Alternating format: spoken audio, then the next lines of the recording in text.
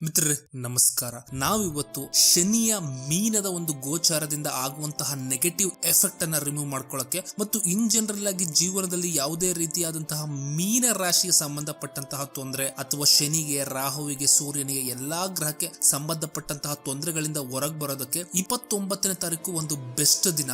ಆ ದಿನ ಮಾಡಬಹುದಾದಂತಹ ರೆಮಿಡಿ ಏನು ಮತ್ತು ರೆಮಿಡಿ ಮಾಡಿದ ನಂತರ ಅದರ ಪರಿಹಾರ ಮಾಡಿದ ನಂತರ ವಹಿಸಬೇಕಾದಂತಹ ಎಚ್ಚರಿಕೆಗಳೇನು ಅನ್ನುವಂಥದ್ದನ್ನ ಈ ವಿಡಿಯೋದಲ್ಲಿ ನೋಡೋಣ. ಮಿತ್ರರೇ, ಯಾಕೆ 29 ಬಹಳ ಇಂಪಾರ್ಟೆಂಟ್ ಆಗುತ್ತೆ ಅಂತ ಹೇಳಿದ್ರೆ ಅದಕ್ಕೆ 2 ರೀಸನ್ ಇದೆ.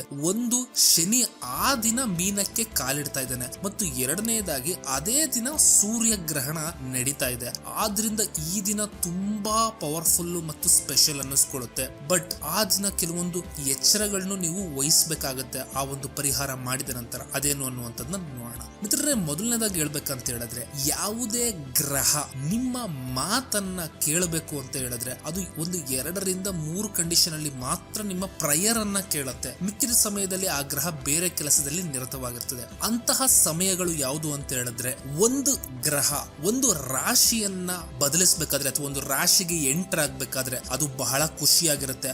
ಆವತ್ತಿನ ದಿನ ಮಾತ್ರ ಆ ಗ್ರಹ ನಿಮ್ಮ ಮಾತನ್ನ ಕೇಳುತ್ತೆ. ಗ್ರಹಗಳು ಅಷ್ಟೇನೆ, ಮನುಷ್ಯರ ಹಾಗೇನೆ, ಬಟ್ ಅವುಗಳ ಕಾನ್ಶಿಯಸ್ನೆಸ್ ತುಂಬಾ ದೊಡ್ಡದಾಗಿರುತ್ತೆ ನಮ್ಗಿನ್ನ. ಇನ್ನ ಎರಡನೇದಾಗಿ ಗ್ರಹ ಸ್ಟೇಷನರಿ ಅನ್ನುವಂತಹ ಪೊಸಿಷನ್ ಹೋಗುತ್ತೆ. ಉದಾಹರಣೆಗೆ ಗ್ರಹ ಮುಂದೆ ಹೋಗಿ ಫಾರ್ವರ್ಡ್ ಮೋಷನ್ ಇಂದ ಹಿಂದೆ ಬರ್ಬೇಕಾದ್ರೆ ಅಂದ್ರೆ ರೆಟ್ರೋಗ್ರೇಡ್ ಮೋಷನ್ ಇದ್ದಾಗ ಈ 2 ಮೋಷನ್ ಗಳ ಮಧ್ಯೆ ಒಂದು ಮೋಷನ್ ಹೋಗುತ್ತದೆ ಅಂತ ಹೇಳಿದ್ರೆ ಸ್ಟೇಷನರಿ, ಸ್ತಂಭವಾಗಿ ನಿಂತ್ಕೊಳ್ಳುತ್ತೆ.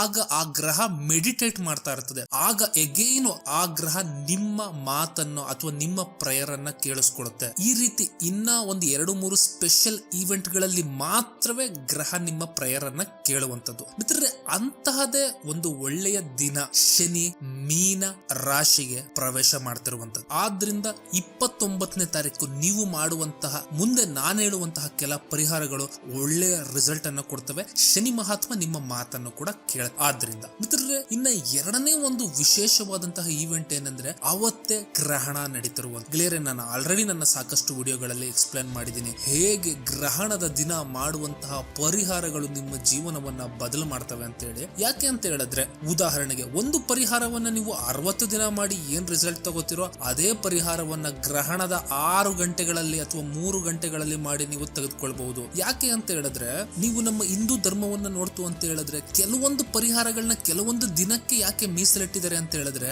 ಆವತ್ತಿನ ದಿನ ಮಾನವನ ಒಂದು ಎಫರ್ಟ್ಗೆ ಎಷ್ಟು ಸಿಗಬೇಕೋ ರಿಸಲ್ಟ್ ಅಷ್ಟು ಸಿಗುತ್ತೆ ಅಥವಾ ಅದಕ್ಕಿಂತ ಡಬಲ್ ಸಿಗ್ಬೋದು. ಮಿಕ್ಕಿರೋ ದಿನ ನಿಮ್ಮ ಒಂದು ಕರ್ಮಕ್ಕೆ ಸಂಬಂಧಪಟ್ಟಂತೆ ಒಂದು 25% ರಿಸಲ್ಟ್, 50% ರಿಸಲ್ಟ್ ಸಿಕ್ಕಬಹುದು. ಆದ್ರೆ ಸ್ಪೆಷಲ್ ದಿನಗಳಾದಂತಹ ಗ್ರಹಣಗಳು, ಇಂತಹ ದಿನ ಮಾಡಿದಂತಹ ರೆಮಿಡಿಗಳು ನಿಮ್ಗೆ 2-3 ಪಟ್ಟು ರಿಸಲ್ಟ್ ಅನ್ನ ಹೆಚ್ಚಿಗೆ ಮಾಡುವಂತಹ ಚಾನ್ಸಸ್ ಬಹಳ ಇರುತ್ತೆ. ಮಿತ್ರರೇ, ಆಗಿದ್ರೆ ಯಾವ ರೆಮಿಡಿ ಮಾಡೋದು ಮತ್ತೆ ರೆಮಿಡಿ ಮಾಡಾದ್ಮೇಲೆ ನೀವು ವಹಿಸಬೇಕಾದಂತಹ ಎಚ್ಚರಿಕೆಗಳೇನು ಅನ್ನುವಂಥದ್ದನ್ನ ನೋಡೋಣ. ಮಿತ್ರರೇ, ಮೊದಲನೇದಾಗಿ ಹೇಳ್ಬೇಕಂತ ಹೇಳಿದ್ರೆ ನನ್ನ ಒಪಿನಿಯನ್ ಏನಂತ ಹೇಳಿದ್ರೆ, ನೀವು 29ನೇ ತಾರೀಕು ಪೂರ್ತಿ ನಿಮ್ಮ ಕೆಲಸ ಏನಾದ್ರೂ ಇತ್ತು ಅಂತ ಹೇಳಿದ್ರೆ ರಜಾ ತಗೊಳ್ಳೋದು ಅಥವಾ ಬಿಡುವಾಗೋದು ಆವತ್ತಿನ ದಿನ ನೀವು ಫ್ರೀ ಮಾಡ್ಕೊಳ್ಳೇಬೇಕಾಗತ್ತೆ. ಕ್ಲಿಯರ್? 29ನೇ ತಾರೀಕಿಂತ ಸ್ಪೆಷಲ್ ಈವೆಂಟ್ ನಡೀತಾ ಇರೋದ್ರಿಂದ ಶನಿಗೆ ಸಂಬಂಧಪಟ್ಟಂತಹ ದಾನಗಳು ಏವಿವೆ, ಅಂತಹ ದಾನಗಳು ಏನನ್ನ ರೆಪ್ರೆಸೆಂಟ್ ಮಾಡ್ತವೆ ಅನ್ನುವಂಥದ್ದು ನೋಡೋಣ.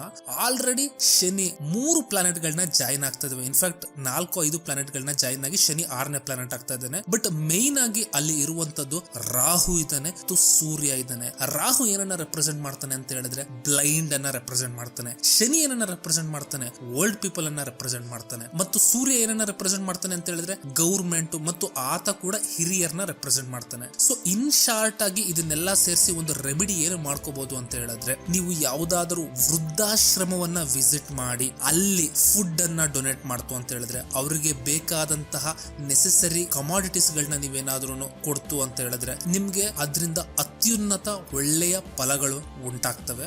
ಅಥವಾ ಇನ್ ಕೇಸ್ ಏನಾದ್ರೂ ರಾಹು ಬ್ಲೈಂಡ್ ಅಂದ್ರೆ ಕುರುಡರನ್ನು ಕೂಡ ರೆಪ್ರೆಸೆಂಟ್ ಮಾಡೋದ್ರಿಂದ ಅಥವಾ ಯಾರ್ಯಾರು ಕುರುಡತನ ಅಥವಾ ಕಿವುಡತನ ಇವುಗಳಿಂದ ನರಳುತ್ತಿರ್ತಾರೆ ಅಂತಹ ಒಂದು ಆಶ್ರಮಗಳಿಗೆ ವಿಸಿಟ್ ಮಾಡಿ ಅಲ್ಲಿರುವವರಿಗೆ ನಿಮ್ಮ ಕೈಯಲ್ಲಾದಂತಹ ಡೊನೇಷನ್ ಅನ್ನ ಮಾಡುವಂತದ್ದು ಕೂಡ ರಿಲೀಫ್ ಕೊಡುತ್ತೆ. ಇನ್ನೂ ರಿಫೈನ್ ಆಗಿ ನಾವು ಡಿಸೈನ್ ಮಾಡ್ಕೋಬೇಕು ರೆಮಿಡಿ ಅಂತ ಹೇಳಿದ್ರೆ, ಶನಿ ಏನನ್ನ ರೆಪ್ರೆಸೆಂಟ್ ಮಾಡ್ತಾನೆ ಏನಂತ ನೋಡೋದಾಯ್ತು ಅಂತ ಹೇಳಿದ್ರೆ ಮೆಟಲ್ಸ್ ಅನ್ನ, ಸಿಮೆಂಟ್ ಅನ್ನ, ಕನ್ಸ್ಟ್ರಕ್ಷನ್ ಮಾಡುವಂತಹ ವಸ್ತುಗಳನ್ನ. ಸೊ ಇದನ್ನ ನಿಮ್ ಕೈಲಿ ಅಫೋರ್ಡ್ ಮಾಡುವಂತಹ ಶಕ್ತಿ ಇದ್ರೆ ಇದು ಮಾಡಬಹುದು. ಇಲ್ಲ ಅಂತ ಹೇಳಿದ್ರೆ 29ನೇ ತಾರೀಕು ಒಂದಿನದ ಮಟ್ಟಿಗೆ ಅವ್ರಿಗೆಲ್ರಿಗೂ ಹಾಗೂ ಊಟಕ್ಕೆ ನೀವು ಅಟ್ಲೀಸ್ಟ್ ಅರೇಂಜ್ ಮಾಡಬಹುದು. ಯಾಕೆ ಅಂತ ಹೇಳಿದ್ರೆ ಚಂದ್ರ ಕೂಡ ಅದೇ ಮನೆಯಲ್ಲಿದ್ದಾನೆ ಅನ್ನುವಂಥದ್ದನ್ನ ನೀವು ಮರಿಬಾರ್ದು. ಮಿತ್ರರೇ, ಇದಿಷ್ಟು ಒಂದು ಪಾರ್ಟ್ ಆಫ್ ರೆಮಿಡಿ ಆಯ್ತು. ಬಟ್ ಇದು ಎಲ್ರಿಗೂ ಆಗ್ದಲೇ ಇರಬಹುದು. ಅಂತವ್ರು ಏನ್ ಮಾಡ್ಬೋದು ಅಂತ ಹೇಳಿದ್ರೆ, ಗ್ರಹಣದ ದಿನವೇ ಕೂಡ ಆಗಿರೋದ್ರಿಂದ ಗ್ರಹಣದಲ್ಲೂ ಕೂಡ ದಾನಗಳನ್ನ ಮಾಡ್ತಾರೆ ಮತ್ತು ಜಪಗಳನ್ನ ಮಾಡ್ತಾರೆ. ಮಿತ್ರರೇ, ನಾನು ಯಾವತ್ತೂ ಯೂಶಲಿ ಮಂತ್ರ ಜಪಗಳನ್ನ ಸಜೆಸ್ಟ್ ಮಾಡೋದಿಲ್ಲ. ಬಟ್ ನೀವು ಅವತ್ತೇನ್ ಮಾಡ್ಬೋದು ಅಂತ ಹೇಳಿದ್ರೆ, ನಾಮ ಜಪವನ್ನ ಖಂಡಿತ ಮಾಡಬಹುದು. ನಮ ಶಿವಾಯ ಅಥವಾ ಶಿವನ, ರಾಮ, ಈ ರೀತಿ ನಿಮ್ಮ ಇಷ್ಟ ದೇವತೆಯ ಜಪವನ್ನ ಎಷ್ಟಾಗುತ್ತೋ ಅಷ್ಟು ಅವತ್ತು ನೀವು ಮಾಡ್ತು ಅಂತ ಹೇಳಿದ್ರೆ ಅದರ ಫಲ ನಿಮ್ಗೆ ಸಾಕಷ್ಟು ವೃದ್ಧಿ ಆಗುತ್ತೆ. ಮತ್ತು ಅದು ಕೂಡ ಅಲ್ಲದೆ ಶನಿ ದೇವನನ್ನ ನೀವು ಅವತ್ತು ಪ್ರಾರ್ಥನೆ ಮಾಡ್ಕೋಬಹುದು. ಯಾಕೆಂತ ಹೇಳಿದ್ರೆ ನಾನು ಆಗ್ಲೇ ಹೇಳ್ದಾಗೆ ಶನಿ ಆವತ್ತಿನ ದಿನ ನಿಮ್ಮ ಮಾತನ್ನ ಕೇಳ್ತಾನೆ, ಮಿಕ್ಕೆ ಯಾವಾಗ್ಲೂ ಕೇಳೋದಿಲ್ಲ. ಆವತ್ತು ನೀವು ಶನಿಯನ್ನ ಪ್ರಾರ್ಥನೆ ಮಾಡ್ತು ಅಂತ ಹೇಳಿದ್ರೆ ಆವತ್ತು ಶನಿ ನಿಮ್ಮ ಮಾತುಗಳನ್ನ ಕೇಳಿ ನಿಮಗೆ ಅನುಗ್ರಹ ಮಾಡ್ತಾನೆ. ಮತ್ತು ಒಂದು ಮಜಾ ಏನು ಅಂತ ಹೇಳಿದ್ರೆ, ಇದು ನಡೀತಾ ಇರೋದು ಕೂಡ ಶನಿವಾರನೇ. ಸೊ ಎಲ್ಲಿ ನೋಡಿದ್ರು ನಮ್ಗೆ ಶನಿ ಶನಿ ಶನಿ ಶನಿ ಅನ್ನುವಂಥದ್ದು ಕಾಣ್ತಾನೆ ಇದೆ. ಆದ್ರಿಂದ ನೀವು ಒಂದು ರೆಮಿಡಿ, ಇನ್ನೊಂದು ಕ್ಲಾಸಿಕ್ ರೆಮಿಡಿ ಏನಂತ ಹೇಳಿದ್ರೆ, ಶನಿವಾರದೊತ್ತು ಶನಿ ಮಹಾತ್ಮ ಮತ್ತು ವಿಕ್ರಮಾದಿತ್ಯನ ರಾಜನ ಒಂದು ಕಥೆಯನ್ನ ಕೇಳಿದ್ರೆ ಅದು ಕೂಡ ನಿಮಗೆ ಶನಿಯ ಒಂದು ಗೋಚಾರದ ನೆಗೆಟಿವ್ ಇಂಪ್ಯಾಕ್ಟ್ ಇಂದ ನಿಮ್ಮನ್ನ ಕಾಪಾಡುತ್ತೆ. ಮತ್ತು ಇನ್ ಜನರಲ್ ಆಗಿ ಕೂಡ ಹಳ್ಳಿಯಲ್ಲಿ ಸಾಕಷ್ಟು ಕಡೆ ನೀವು ನೋಡಬಹುದು, ಶನಿವಾರದೊತ್ತು ಶನಿಯ ಈ ಕಥೆಯನ್ನ ಓದಿಸುವಂತಹ ಸಂಪ್ರದಾಯಗಳು ಇನ್ನು ನಡ್ಕೊಂಡ್ ಬಂದಿದ್ದಾವೆ. ಸೊ ನೀವು ಕೂಡ ಅವತ್ತು ಶನಿಯ ಈ ಒಂದು ಕಥೆಯನ್ನ ಕೇಳಿ ಶನಿ ಮಹಾತ್ಮನಿಗೆ ಬೇಡ್ಕೊಂತು ಅಂತ ಹೇಳಿದ್ರೆ ನಿಮಗೆ ಮೀನದ ಒಂದು ಶನಿ ಟ್ರಾನ್ಸಿಷನ್ ಏನಿದೆ ಅವುಗಳಿಂದ ಒಂದಿಷ್ಟು ಕನ್ಸೆಷನ್ ದೊರಕಬಹುದು, ಅಥವಾ ಪೂರ್ತಿಯಾಗಿ ನೀವು ಆ ನೆಗೆಟಿವ್ ಎಫೆಕ್ಟ್ ಇಂದ ಫ್ರೀ ಆಗಿರ್ಬೋದು. ಆದ್ರಿಂದ ದಾನದ ರೆಮಿಡಿ ಆಯ್ತು, ಜಪದ ರೆಮಿಡಿ ಆಯ್ತು, ಮತ್ತು ಶ್ರವಣದ ರೆಮಿಡಿ ಅಂದ್ರೆ ಶನಿಯ ಒಂದು ಕಥೆಯನ್ನ ಕೇಳುವುದು. ಇದು ನಿಮ್ಗೆ ಯೂಶಲಿ ಯೂಟ್ಯೂಬ್ ಅಲ್ಲಿ ಸಿಗುತ್ತೆ ಅನ್ಸುತ್ತೆ. ಇದನ್ನ ಕೂಡ ನೀವು 29ನೇ ತಾರೀಕು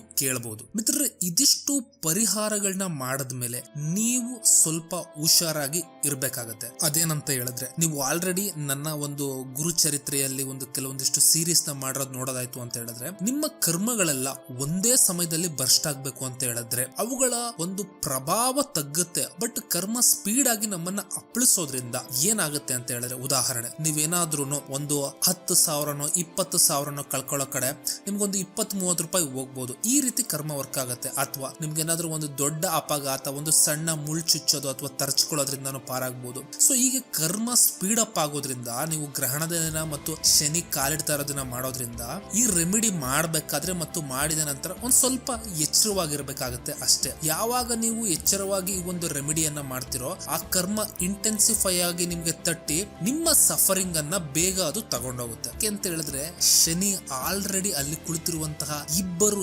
ಎನಿಮಿಗಳಾದಂತಹ ಸೂರ್ಯ ಚಂದ್ರರನ್ನ ಮೀಟ್ ಮಾಡ್ತಾ ಇದ್ದಾನೆ, ಅದು ರಾಹುವಿನ ಜೊತೆ. ಈ ರೆಮಿಡಿ ವಿಡಿಯೋ ಮಾಡ್ಬೇಕಾದ್ರೆ ನನಗೆ ಬಹಳಷ್ಟು ಕಷ್ಟ ಎದುರಾಯ್ತು. 4-5 ಸತಿ ರೆಕಾರ್ಡ್ ಮಾಡ್ಬೇಕಾಯ್ತು. ಸಾಕಷ್ಟು ಔಟರ್ ಡಿಸ್ಟರ್ಬೆನ್ಸಸ್ ಕೂಡ ಇತ್ತು. ಆದ್ರಿಂದ ಈ ರೆಮಿಡಿ ಮಾಡಿದ್ಮೇಲೆ ನೀವು ಹೆಚ್ಚಿಗೆ ಹೊರಗಡೆ ಹೋಗದೆ ಇರುವಂತದ್ದು ಅಥವಾ ಅನ್ನೆಸರಿ ಡಿಸಿಷನ್ ನ ಅವಾಯ್ಡ್ ಮಾಡುವಂತದ್ದು, ಇಂತಹ ಎಲ್ಲಾ ಕೆಲಸಗಳನ್ನ ಮಾಡಬೇಕಾಗುತ್ತೆ. ಪೂರ್ತಿ ಇನ್ಫಾರ್ಮೇಶನ್ ಗೋಸ್ಕರ ನೀವು ನನ್ನ ಟ್ರಾನ್ಸಿಷನ್ ವಿಡಿಯೋಗಳನ್ನ ನೋಡಬಹುದು. ಇದ್ರೆ ಈ ವಿಡಿಯೋ ನಿಮ್ಗೆ ಇಷ್ಟ ಆಯ್ತು ಅಂತ ಹೇಳಿದ್ರೆ ಲೈಕ್, ಶೇರ್ ಮತ್ತು ಸಬ್ಸ್ಕ್ರೈಬ್ ಮಾಡಿ.